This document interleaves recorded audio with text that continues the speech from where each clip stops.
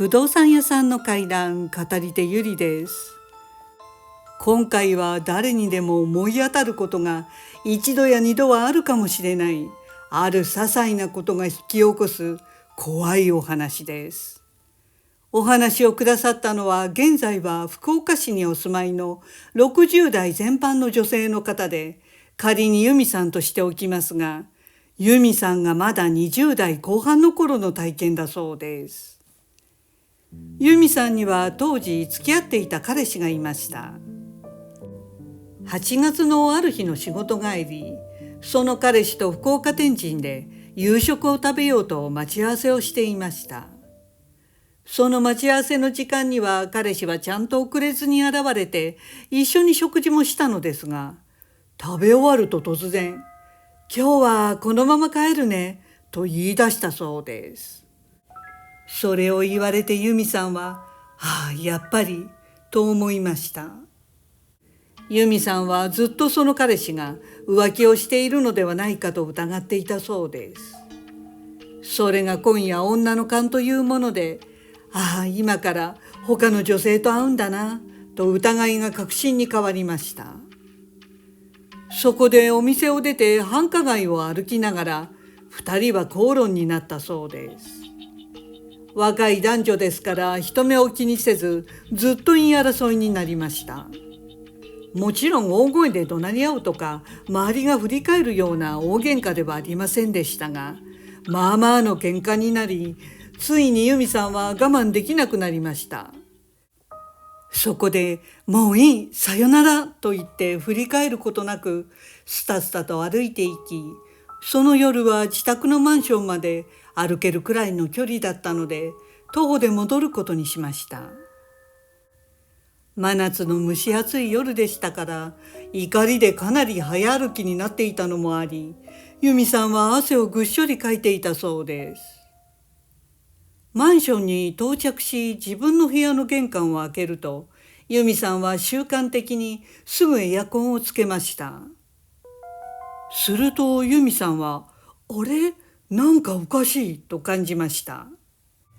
マンションの部屋はいつもなら昼間の暑さが残ったままで、夜になってもかなりむっと暑いはずでした。でもその日は部屋の中が驚くほど冷えていたそうです。今エアコンをつけたばかりですから、エアコンも一日つけっぱなしで出かけてしまったわけではありません。由美さんは、いや、この温度は違うとすぐ分かりました。単にエアコンが効きすぎた部屋のような寒さではなかったのです。まるで冷凍庫に入ったように異常な室温で氷点下のようだったそうです。気がつくと由美さんの吐く息が白くなっていました。そして歯がガチガチになり、まるで低体温症にかかったようでした。でも由美さんは、ここはいつもの私の部屋なんだからそんなわけがない、そう思いベッドに腰掛けて落ち着こうと思いました。そして冷静にこの寒さの原因を考えていたそうです。しばらくすると部屋全体に温度だけでなく異様な違和感があることに由美さんは分かってきました。それとともに自分の身に良くないことが起こるような、そんな気がしてきました。すると由美さんははっと気がつきました。由美さんを真上からじーっと見下ろす何かが天井いっぱいにいるのが分かったそうです。それは真っ黒な得体の知れないものだということだけはわずかな視界の端に映って分かりました。由美さんは恐怖で天井を見上げて、それが何かしっかり見届けることができませんでした。でもこの部屋からすぐ逃げなくてはいけないことだけは分かったそうです。そこで由美さんはそっとその得体の知れない黒いものに気づかれないように友人の英子さんに電話をかけました。心の中では、英子、どうか電話に出てと祈っていました。すると運よく英子さんが出てくれたので、すぐに「英子、ごめんね、今から泊まりに行っていい?」と頼みました。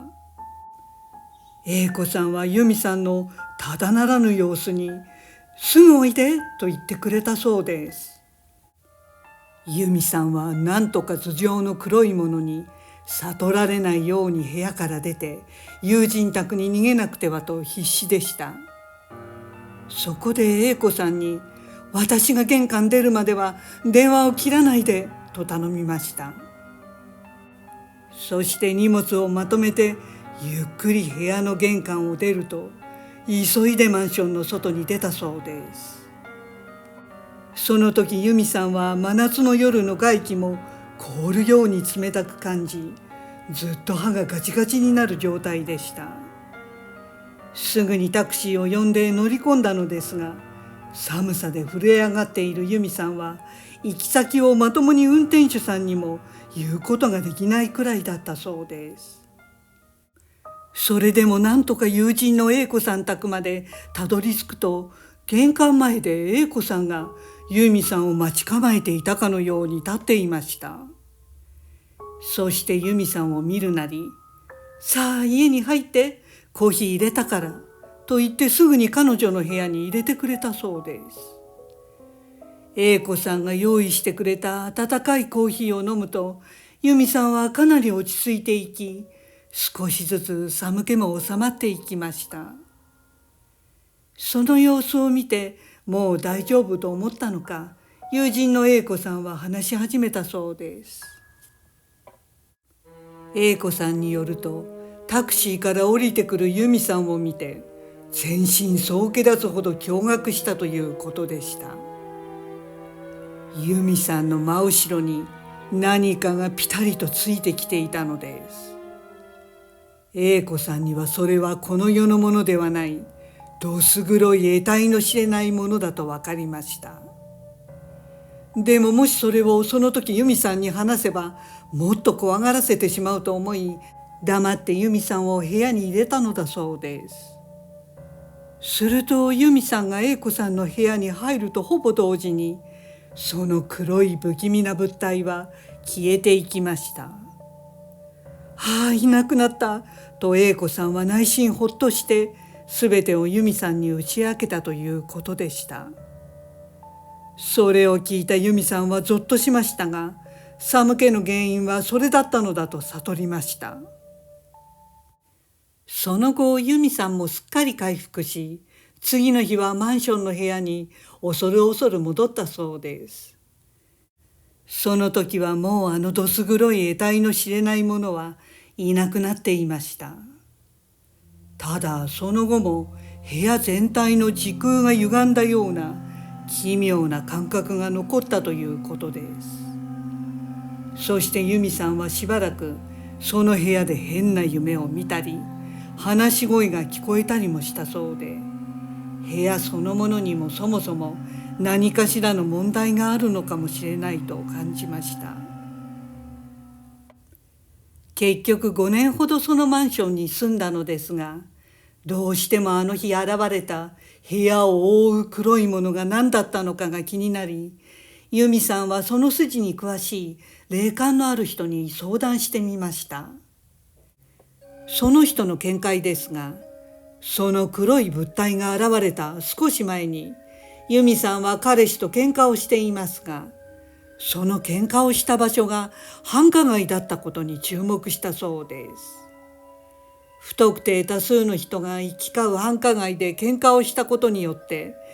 怒りの波長があった霊が何体もついてきたのだろうということでした。つまりその複数の霊体が真っ黒な物体となって天井を覆い、同じような負の波長を持った由美さんに取り付こうと狙っていたのかもしれません。友人の英子さんの部屋に入ると離れたのは、由美さんの怒りのテンションも落ち着き、由美さん自体が持つ霊感の強さなどで、これ以上は取り付けないと分かって離れていったのだろうという見解でした。さて由美さんはその後、当然ですがすぐ例の彼氏とは別れたそうです。この体験で分かったことは、夜に人が集まる場所で怒りの感情は出さない方が良いということで、比較的高い確率で霊がついてくるということです。ご視聴ありがとうございました。よろしければチャンネル登録といいねボタンをお願いします。